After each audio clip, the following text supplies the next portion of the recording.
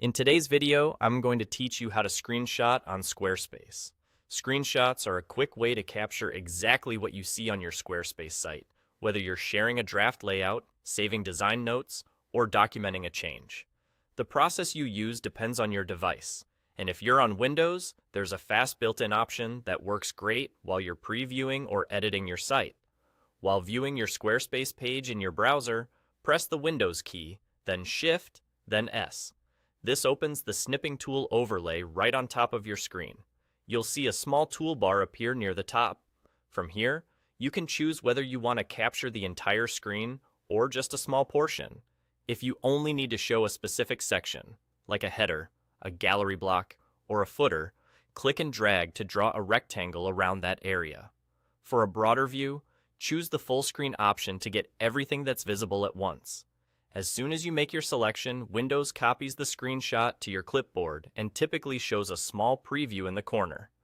You can paste it directly into an email, a chat, or a document, or click the preview to open it and save a file for your records. This is especially handy when you're iterating on a design and want to keep before and after snapshots as you go. If you're capturing something that appears on hover, like a drop-down menu, hover first, then trigger the shortcut so the overlay appears while the menu is visible. Now, sometimes your Squarespace page is longer than the screen, and you need the full, scrollable view in a single image. That's where a browser extension, like Go Full Page, can help. Instead of taking multiple partial screenshots and stitching them together, Go Full Page scrolls the page for you and captures everything from top to bottom automatically. It's designed to grab the entire page in one pass and then let you save the result immediately. This is ideal for sharing a full homepage, a long blog post, or any section that extends well below the fold.